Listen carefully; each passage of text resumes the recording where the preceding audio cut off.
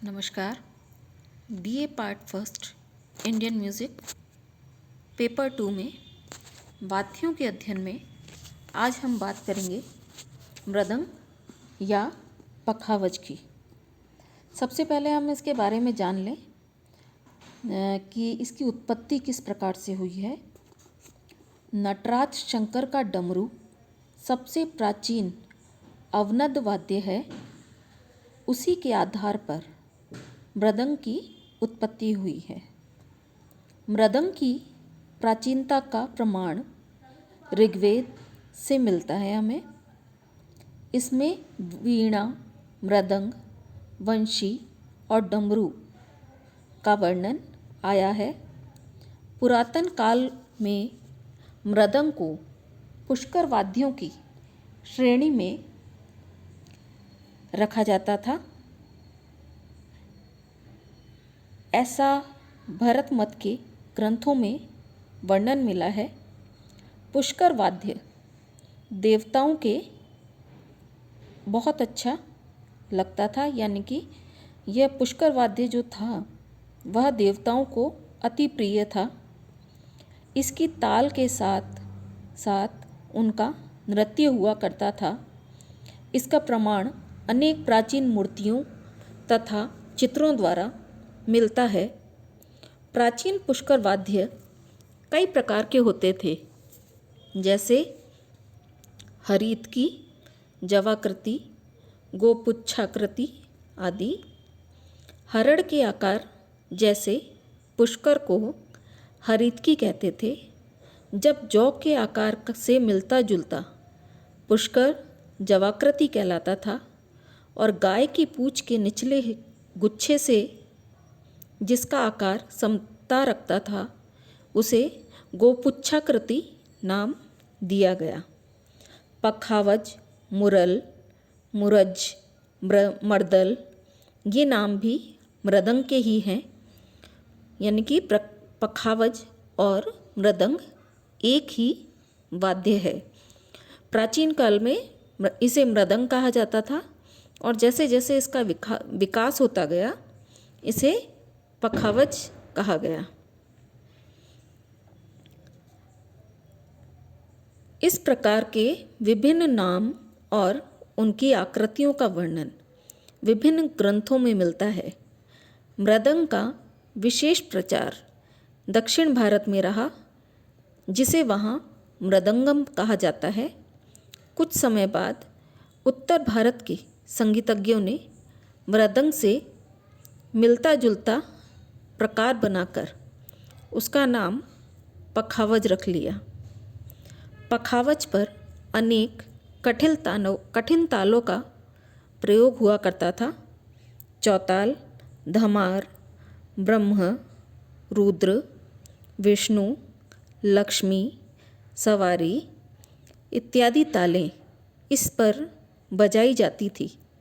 किंतु जब से तबले का आविष्कार हुआ, मृदंग का प्रचार बहुत कम होता गया है। अब तो मृदंग के दर्शन प्राय मंदिरों के कीर्तन या मंडलियों में ही हुए होते हैं। बंगाल की तरफ मृदंग को खोल कहा जाता है। प्रसिद्ध पखावजियों में भवानी प्रसाद सिंह को भातखंडे जी ने अति प्राचीनतम पखावजी कहकर संबोधित किया है। प्रसिद्ध पखावजी कुदौ सिंह जी इन्हीं के शिष्य थे। अवध के नवाब द्वारा उन्हें कुंवरदास की पदवी प्राप्त हुई थी। कहा जाता है कि एक बार वाजिद अली शाह के महफिल में कुदौ सिंह व जोध सिंह पखावजी को राजा ने 10,000 रुपये की थैली उनकी कलास पर प्रसन्न होकर पुरस्कार में दी थी। इसके पश्चात ताज खां, भवानी सिंह, खलीफा, नासिर खां आदि पखावजी प्रसिद्ध हुए।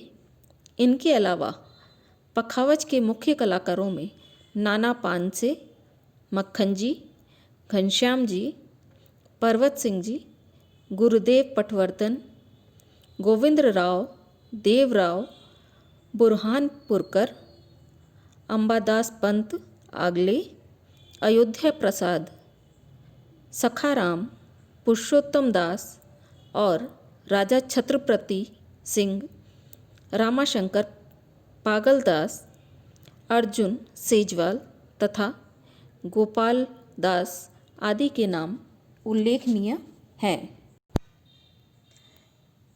आपको यह जो चित्र दिखाया गया है यह मृदंग है प्राचीन रूप, और ये जो दूसरा चित्र है यह आधुनिक रूप है जो कि पखावज कहलाता है।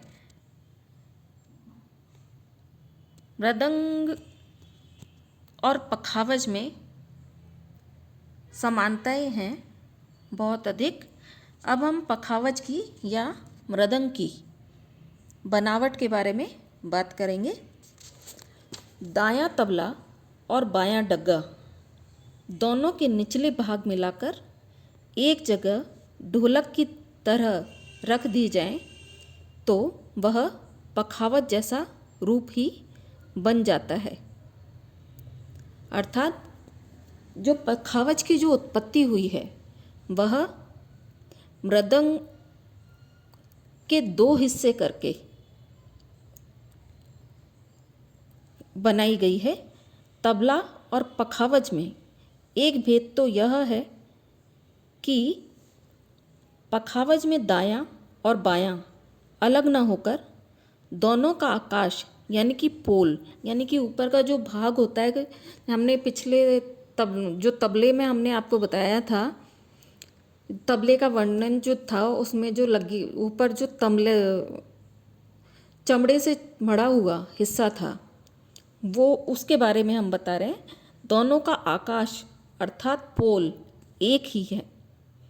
यही कारण है कि तबले की अपेक्षा पखावज में अधिक गूंज पाई जाती है।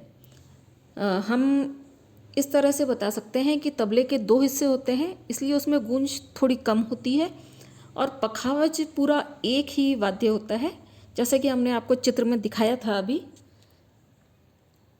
तो उस प्रकार से इसमें ये जो चित्र आप देख रहे हैं इसमें यह दोनों तरफ की जो पोल होती है यानी कि जो चमड़े से जो गुथा हुआ हिस्सा है, चमड़ा जो लगा हुआ है दोनों तरफ का, वो पोल कहलाता है। यह एक ही है।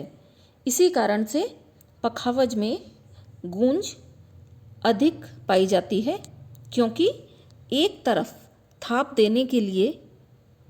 देने से दूसरी ओर गूंज स्वयं उत्पन्न हो जाती है। सबसे पहला अंतर तो तबले का यह है कि तबले के दो भाग होते हैं और इसमें ये पूरा पोल एक ही होता है। इस वजह से इसमें एक तरफ बोल बजाने में दूसरी तरफ स्वयं गूंज हो जाती है। दूसरा भेद जो तबला और पखावज का यह है कि तबले के बोल बजाने में थाप का प्रयोग कम होता है किंतु अंगुलियों का काम अधिक होता है। पखावज में बाईं ओर गीला आटा लगाया जाता है। बाईं ओर यानी कि उल्टे हाथ की तरफ गीला आटा लगाया जाता है। जब स्वर को नीचा करना होता है तो कुछ आटा जो होता है उसे कुछ हम अधिक लगाते हैं। ये चित्र देखिए आप, चित्र में हम दिख रहा है आपको कि ये जो इसका उल्टे हाथ की तरफ है आटा लगा हुआ है। जब हम स्वर नीचा करना होता है तो आटा कुछ अधिक लगाते हैं और स्वर को ऊंचा करने के लिए आटे को कम कर देते हैं। यानी कि हमको स्वर नीचा करना है तो आटा ज़्यादा लगाना है और स्वर ऊंचा करना है तो आटा कम कर देना है। तबला और पखावज को मिलाने का ढंग लगभग एक सा ही होता है। आज के वीडियो में हमने पखावज का उद्भव किस प्रकार हुआ, पखावज की बनावट किस प्रकार से हुई, यह हमने आपको बताया है। इस वीडियो को ध्यान से सुनिए।